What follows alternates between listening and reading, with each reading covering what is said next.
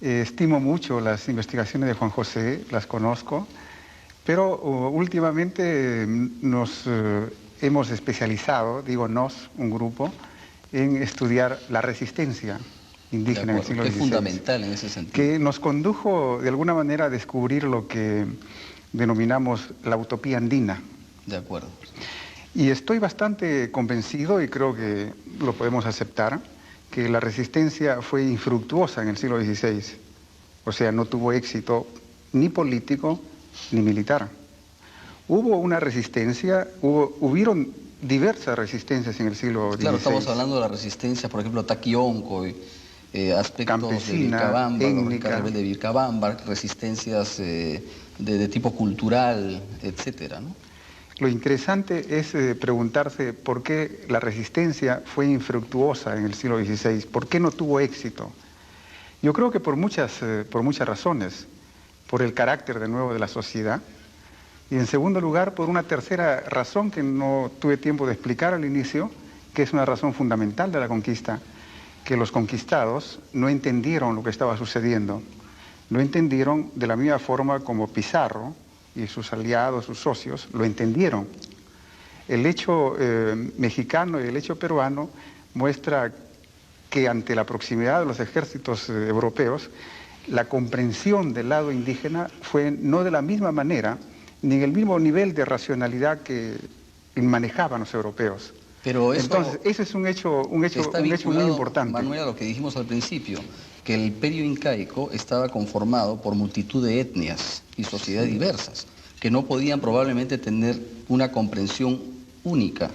Es una buena explicación eso, es imposible pensar en una coherencia y una alianza total, es imposible.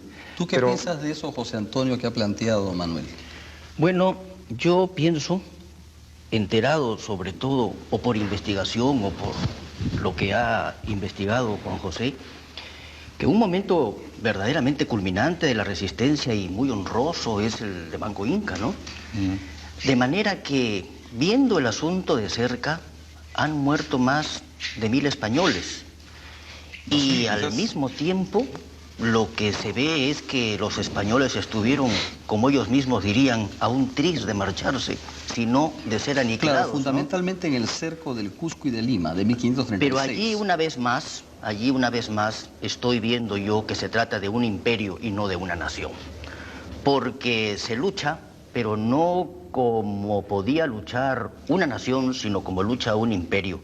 Por eso es que incluso en determinados momentos puede haber una aparente falta de fervor, porque sencillamente no se entiende el comportamiento de otros pueblos que son traídos en una forma intempestiva a defender algo que no lo sienten suyo contra otros a los que de repente están más cercanos. Quiere decir entonces, José Antonio y Juan José, que ustedes piensan que el cerco del Cusco y el cerco de Lima fue convocado por Manco Inca y a él acudieron exclusivamente los quechuas, o hubieron otros grupos, no solo los cusqueños, sino otros grupos que se sumaron a los cercos, a la sede. Diríamos en primer lugar que todo imperio es siempre defendido por los que han creado ese imperio. Ejemplo clásico sería el de los persas con Alejandro el Grande, ¿no? Todos se van al lado de los griegos, los fenicios, los judíos, etcétera, los egipcios. Bueno, aquí sucedió exactamente igual, de modo que el grupo promotor y defensor del Incario es el que ha creado esa sociedad, no los vencidos. En buena cuenta, la conquista del imperio de los incas es una lucha entre dos grupos de conquistadores. Los conquistadores españoles que llegan en 1532 y los conquistadores incaicos que han llegado en 1450, 1470, o sea que 1500. Está muy cerca así es. De la conformación de lo que llamamos el imperio del Tahuantinsuyo. Muchas heridas no cerradas. Claro. Entonces, la desestructuración inmediata que ocurre a ello se debe en gran parte a causas internas. Pero sobre eso hay que señalar, ¿no?, que la conquista fue difícil. Yo no comparto el criterio de José Antonio del Busto, a pesar que es curioso que lo diga, ha habido tantos libros de él en torno a las batallas incaicas y, como le he señalado, hasta 1000 muertos españoles, que son 2000 según los almagristas. En realidad fue una guerra difícil que honraría a cualquier pueblo. El Estado incaico fue el que más resistió en América. Eso lo dicen los mexicanos. Miguel León Portilla, y mexicano que es tan nacionalista, lo reconoce. Nuestra resistencia para esa etapa fue mejor que la de Arauco, ¿no? De modo que tenemos nosotros más de 100 batallas y combates, y entre ellas, cosa que se desconoce en la historia oficial, 14 victorias. Es decir, señalaríamos Orongoy, Parcos, la tercera de Jauja. Y estamos hablando de casi medio siglo, Juan José, desde 1532 hasta 1572. No, me refiero exclusivamente a la etapa que va entre 1532 y el asesinato de Manco Inca en 1544. O sea, fue una lucha breve lapso, largamente una lucha heroica, intensa, muy intensa. Muy intensa, que ha sido silenciada en la historia oficial del Perú. Entonces, una necesidad nuestra como peruanos es recordar todo esto. Ahora, ¿cómo explicas, o Manuel, que cronistas como Garcilaso de la Vega no hayan destacado suficientemente esta resistencia? Cuando estamos hablando de un Garcilaso de la Vega que es un mestizo, que por un lado habla de su sangre materna indígena y por otro lado la paterna de conquistadores, pero en lo que se refiere a lo propiamente incaico, se supone que destaca considerablemente al imperio. Bueno, la razón es muy simple, porque de alguna manera Garcilaso formaba parte de este grupo de incas colaboracionistas que lo subieron en el Cusco y que no podemos olvidarlo. O sea, la familia Pauyu Inca. Si existieron los incas rebeldes de Vilcabamba, desde Manco Inca hasta Tupac Amaru I, que eran primos hermanos. Existieron, no hay que olvidar eso nunca en la historia del Perú. Yo creo que la historia nos debe enseñar cosas y nos debe, si no resolver las interrogantes, plantear preguntas buenas para entender al Perú. Yo creo que la presencia de incas colaboracionistas fue muy notable en el Cusco. Bueno, ese aspecto que señala Manuel es fundamental también. Y creo que el último murió en España en 1610, no hay que olvidarlo nunca eso.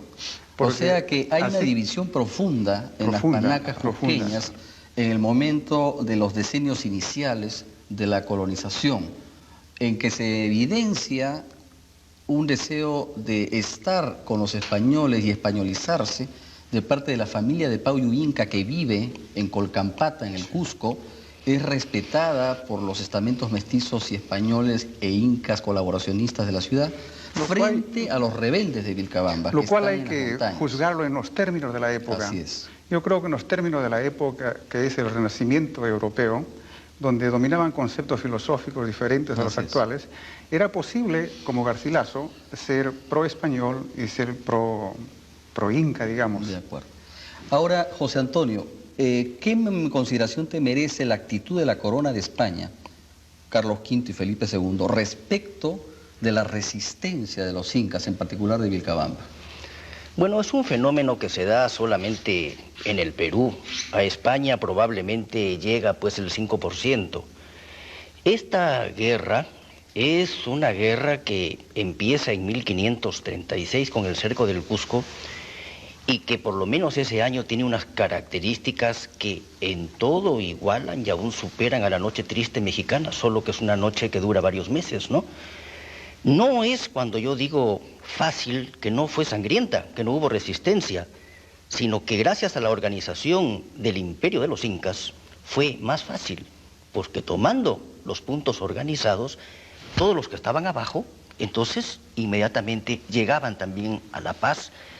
Entonces, yo digo que la conquista del Perú fue fácil en este aspecto, pero no en materia de guerra, ¿no? En materia de guerra, si bien tampoco ofrecimos una resistencia de muchos años, sí fue una cosa dormida y de vez en cuando despertada a través de el mismo Zairi Tupac en sus años mozos, de Titucuzi Yupanqui, que es el héroe de la resistencia después de Manco Inca, y del mismo Tupac Amaru, don Felipe Tupac Amaru, que no es el retrasado mental que se ha querido pintar para justamente quitarle la mascapaicha de la frente y hacer ver que mejor estaba en las manos del virrey Toledo, sino que es toda una gesta, la de 1536 en adelante, que todavía merece un historiador, porque la gesta del 36 ya ha sido tratada, precisamente, ¿no? Cuando tú hablas de esto, hay que destacar cómo el virrey Francisco de Toledo,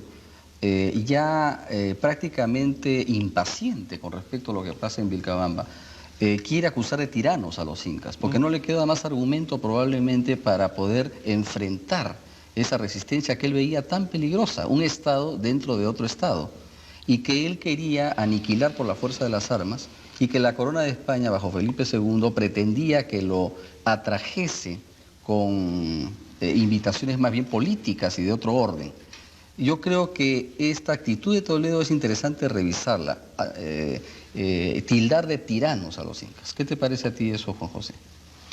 Bueno, evidentemente Toledo usó estos argumentos en forma política para sostener a la corona, pero debemos también revisar todo el ciclo incaico para establecer lo que yo prudencialmente llamo el verticalismo incaico, que fue terrible, que va a ocasionar exactamente la inercia de muchos sectores al momento de la invasión española, ¿no? La conquista se facilitó en gran medida por el hecho de la concurrencia de estos factores internos. ¿Estás de acuerdo con eso, Manuel?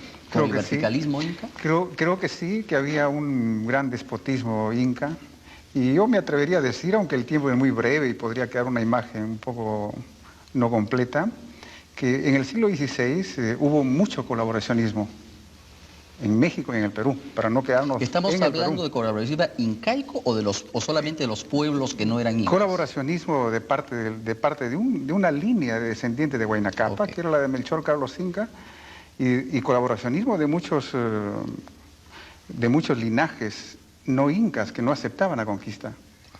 O sea, el siglo XVI es un siglo donde muchos colaboran con los españoles. Muy interesante el tema y vamos a ver si lo podemos profundizar dentro de unos segundos más. Muchas gracias.